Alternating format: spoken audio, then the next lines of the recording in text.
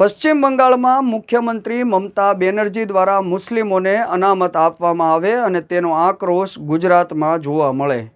આ ગુજરાતમાં અત્યારે જે પશ્ચિમ બંગાળના મુસ્લિમોને મમતા બેનર્જીએ અનામત આપવાની વાત કરી છે, અનામત આપી છે, તેનો વિરોધ રાજકોટ અને પંચમહાલમાં જોવા મળ્યો હતો। મમતા બેનર્જીના પુતળા દહન પણ કરવામાં આવ્યા હતા। પરંતુ વાત કરીએ જો રાજકોટની, તો રાજકોટમાં પશ્ચિમ બંગાળમાં જે અનામત આપવામાં આવ્યો છે તેનો વિરોધ કરવામાં આવે તો રાજકોટ જિલ્લાના જ આટકોટમાં એક યુવતી પર દુષ્કર્મ આચર્યાની ફરિયાદ થઈ છે। આ યુવતીએ ભારતીય જનતા પાર્ટીના નેતાઓએ પોતાના પર દુષ્કર્મ કર્યું હોય તેવા આ સ્ટેશનમાં નોંધાવ્યા પણ છે, જેની ઉપર FIR પણ થઈ ગઈ છે।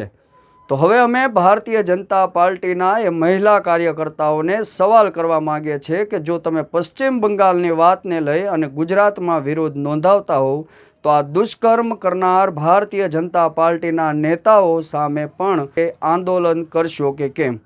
આ યુવતી સમગ્ર ઘટના વિશે જણાવી રહી છે।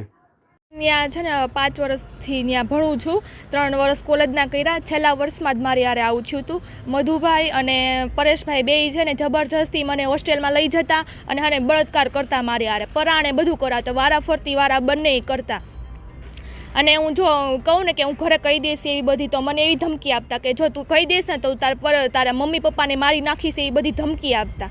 અને મધુભાઈ એવું કીધેલું છે કે એને બધી છે ને આ વાતની જાણ રામાણી સરને છે, કે એને હને ખબર છે કે હું હોસ્ટેલમાં આવું છું, આવું કરું છું, એ બધું રામાણી સરને ખબર છે।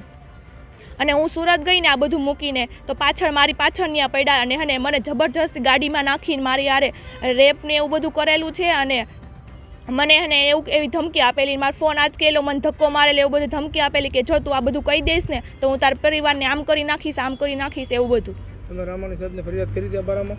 એને જાણ હતી કે આ બધું થાય છે એમ, મધુભાઈ આવે છે હોસ્ટેલમાં, એવું બધું ખબર હતી રામાણી સરને। હા, KDP હોસ્પિટલમાં ગઈ હતી, ન્યાય પાછળ આવ્યા હતા અને મને ઉપર લઈ ગયા હતા કે એને મને એવું કીધું કે તું ઉપર આવજે, જ્યાં હું કહું ત્યાં આવજે। પછી મારા રૂમમાં લઈને મને જબરજસ્તી કરી હતી મારી યાર। કઈ જગ્યાએ લઈ જતા હતા? એ 5માં ઉપર લઈ ગયા હતા, KDPમાં ઉપર લઈ ગયા હતા મને। ત્યાં કેટલીક વખત લઈ ગયા? એક જ વખત હું હોસ્પિટલના કેસ લઈને મને એમ કે તું હોસ્પિટલના કેસને બાને તું ઉપર આવ ને મને મળવા આવ ને જબરજસ્તી મને લઈ જાત। હું ના પાડું ને તો મને ધમકી આપતા કે નહીં તું આવ ને આવ, નકર તાર પરિવારને એવી બધી ધમકી આપતા કે તારું ભણવાનું બગાડીશ, કે તારી લાઈફ આખી બગાડ નાખીશ, તારું ક્યાંય થવા નહીં દો, એવી બધી ધમકી આપતા મને। તમારે પ્રથમ વખત ક્યારે મુલાકાત થઈ? એ હોસ્ટેલમાં જ થઈ હતી। તમે શેમાં અભ્યાસ કરતા? BCAમાં। તમારી સાથે દુષ્કર્મ કર્યું એનું નામ બોલો? પરેશભાઈ રાદડિયા અને મધુભાઈ ટાઢાણી। અને કેટલીક વખત દુષ્કર્મ આદર્યું? 1 થી 2 વખત કરેલું છે ને બધું। પરેશભાઈ તમને કઈ જગ્યાએ લઈ જતા હતા? એ બસ હોસ્ટેલમાં બધા આવતા, ત્યાં CCTV કેમેરા ન એટલે હોસ્ટેલમાં રૂમમાં લઈ જતા ને જબરજસ્તી કરતા વારાફરતી। તમે આ બાબતે ક્યારે તમારા પરિવારને જાણ? ના, મને બીક હતી કે જો હું મારા પરિવારને જાણ કરીશ ને તો મારું બધું ભણવાનું ને એવું બધું બગડશે, એટલે હું પરિવારને જાણ નહોતી કરતી। તમારી સાથે જે થયું, તમે જે સંસ્થામાં ભણતા હતા, અન્ય કોઈ બાળાઓ સાથે કે વિદ્યાર્થીનીઓ સાથે થતું આવું કંઈ? હા, એટલે એવું થતું હોય પણ મને એવી ખબર નથી કે આવું થતું હોય કે નહીં। અને મધુભાઈ એવું હતું કીધેલું કે તું મારી આ લગ્ન કર, તું મારા છોકરાને સાચવજે। તો મેં એવું કીધું તમારે તો મેરેજ થઈ ગયા છે, તમારે તો વાઈફ છે, તો મને એવું કીધું એ મારા વાઈફનું જોયું જાય છે, તું મારે આ લગ્ન કરીને મારા છોકરાને સાચવજે। અને મેં કેટલા સમય પહેલા બન્યું?